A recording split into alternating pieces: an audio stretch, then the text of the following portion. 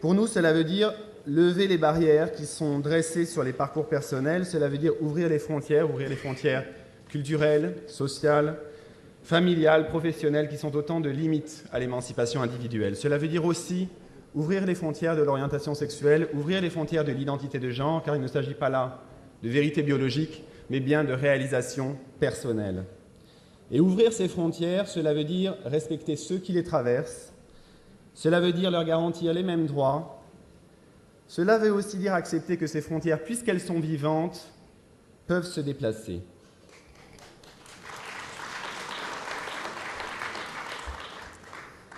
Ceux qui franchissent ces frontières doivent donc pouvoir fonder et protéger leur famille selon les règles du droit commun.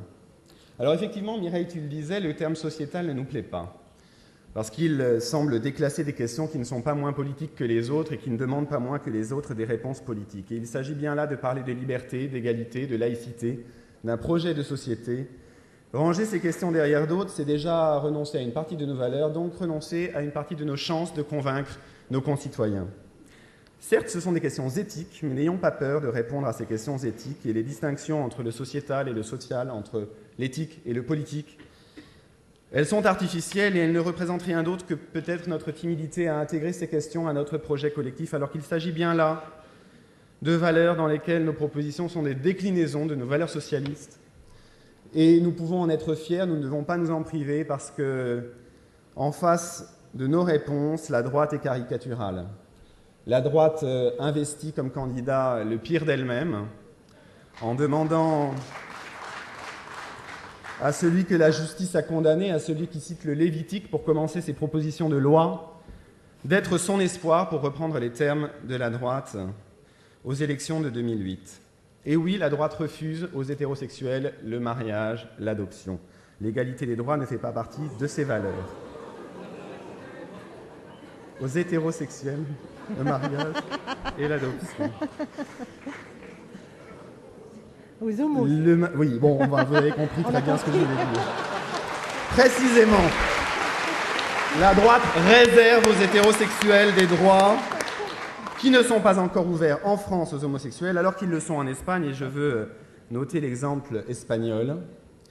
Dans un pays catholique, sans doute plus catholique que le nôtre, dans un pays qui ne voulait pas majoritairement de cette loi, qui a été assumée pendant la campagne de Zapatero, et dans un pays qui, après cette loi de juillet 2005,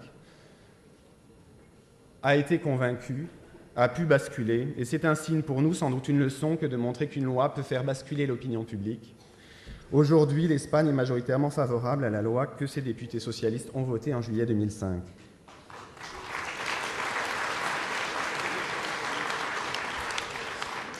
La droite n'est pas seulement contre l'égalité, elle s'obstine à bander les yeux de notre République puisqu'elle lui demande de nier l'existence de dizaines de milliers d'enfants qui vivent aujourd'hui dans un cadre homoparental. Or, nos propositions, l'ouverture du mariage à tous les couples, la protection de toutes les familles, la chance donnée à tous les projets de parentalité, ce sont des réponses républicaines et certainement pas des réponses faites à une clientèle. Il s'agit bien pour nous de défendre des valeurs socialistes, la priorité donnée à l'éducation et à l'épanouissement de l'enfant, le fait de refuser des vérités biologiques pour se concentrer sur les réalités sociales et la lutte, bien sûr, contre toutes les discriminations. Ce sont des propositions qui concernent toute la société et qui répondent aux problèmes de toute la société. La gauche avance, la gauche travaille à l'Assemblée nationale, elle a déposé et redéposé des propositions de loi ouvrant le mariage, l'adoption et bien d'autres. La gauche travaille également dans ses commissions de la rénovation et nous avons fait un pas de plus pour rejoindre l'exemple belge et espagnol que nous ont donné nos camarades socialistes, en ouvrant l'assistance médicale à la procréation à toutes les femmes, et cela sans discrimination. Mais, en attendant 2012, nous pouvons aussi agir. Nous pouvons agir dans les villes et les départements dont nous avons la charge et que nous briguons, parce que nos élus locaux, représentant la République dans leur ville, dans leur département, sont également ceux qui peuvent faire à la République un pas de plus vers l'égalité, en célébrant les Pax dans leur mairie, en luttant contre les discriminations sur le terrain, en travaillant avec les associations. Ils peuvent combler le vide laissé par l'État. C'est la raison pour laquelle Homosexualité et Socialisme vous a écrit et vous a dit tout ce que vous pouviez présenter à vos concitoyens pour prouver que les socialistes restent en tête de ce combat pour l'égalité des droits.